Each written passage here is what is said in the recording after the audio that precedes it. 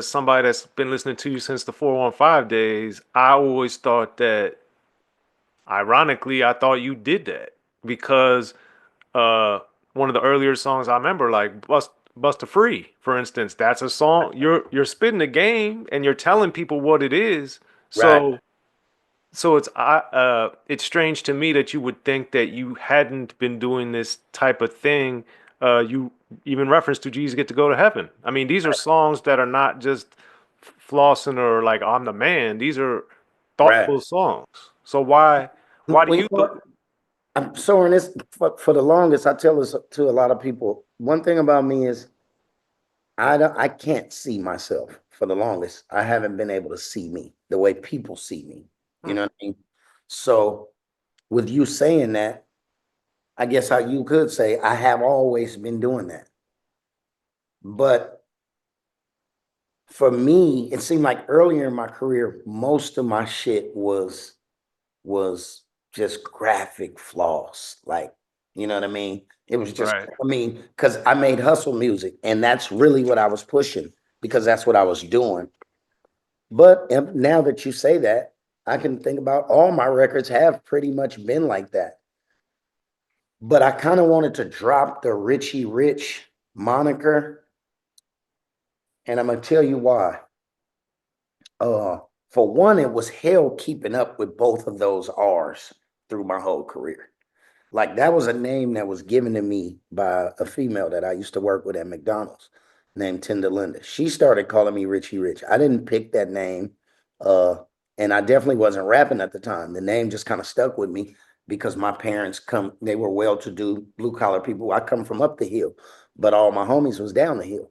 So I went down the hill and lived that life and I lived it to the fullest and I stayed down there, but I come from up the hill. So in dropping the Richie Rich moniker, like from here forward, I told people like even at my shows, I want to be addressed as, I want to be known as Richard. You know what I mean? And maybe not so much in my music is it coming across as it is in just my day-to-day life. You know what I mean? And what I mean by that is even at this age, you got to try to stay alive. This life shit, you got to want it. You got to want it. I mean, it's not Every just. day. Yeah, Every day. yeah, it's not just gifted to you, man. It's not just gifted to you. You got to pay attention. You gotta watch the moves. You got to be able to see the angles. Because now I got two kids. I got a daughter. She's 28. She's handling her shit, but I got a 14-year-old son. So my priorities are a lot different. Where I used to drive Bentleys and Rovers and Porsches, and now I'm sliding around in a Prius. I used to enjoy being on the freeway, being the dude where everybody was like thumbs up, and now I enjoy not being seen. So maybe not so much in the music in that album as it is in my real life. The I'm turning into this less is more type of dude.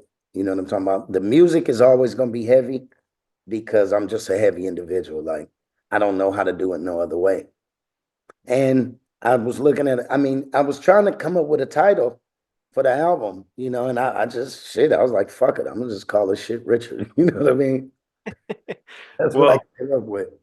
I got a 14-year-old daughter, and I always tell her the less you need, the more you have.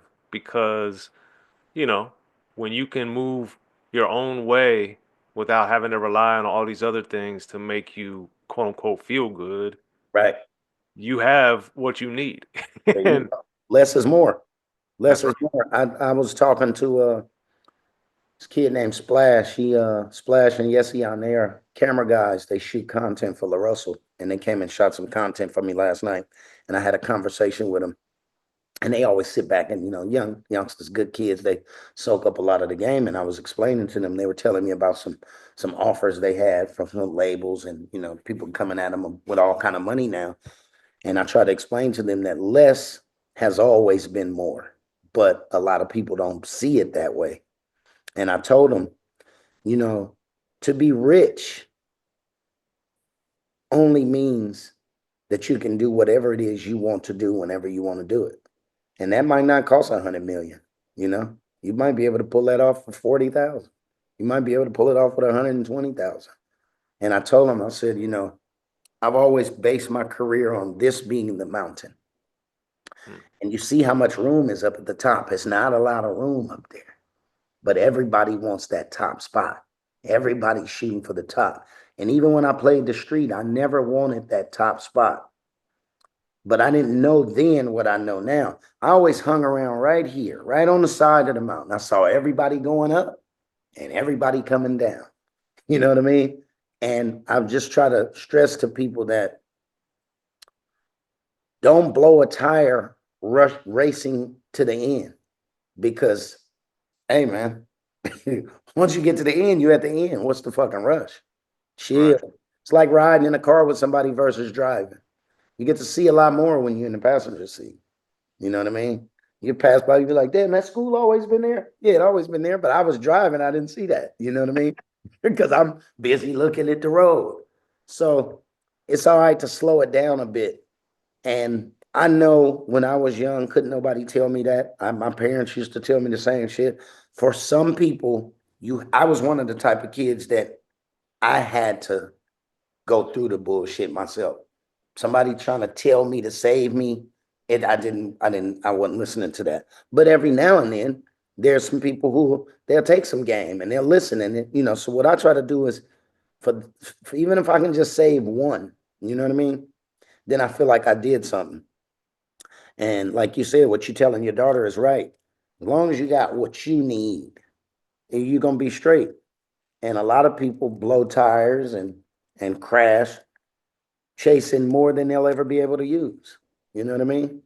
Yeah. How much do you actually need? You feel me? I think that's what's wrong with the world right now. The greed level is crazy. Like just take what you need, man. You So when you were younger, living on that mountain, like in the middle, right? and you saw all this stuff, what made you? Was that your quote unquote? You were cool being there, or when you saw the people up there and even coming down, like what was it about you that never made you? I got to get to that top of the mountain. Well, one thing I know, like when I show you this here, there's not a lot of room there. I'm a relaxed type of dude, you know. I like to, I'm not a I'm not an intense guy like that. And I've seen people at the top, and when they're up there, they're busy trying to make sure ain't nobody else getting up there. I mean, that's not a relaxed type of life, not for me. And like I said, all I ever wanted was I got a bar in one of my new records. It says, it says, spinning rims on the cutty, call it Wheel of Fortune. Let a nigga kill your dreams. That's a real abortion. All I ever really wanted was a bigger portion. He took that money from his kid. That's a real extortion.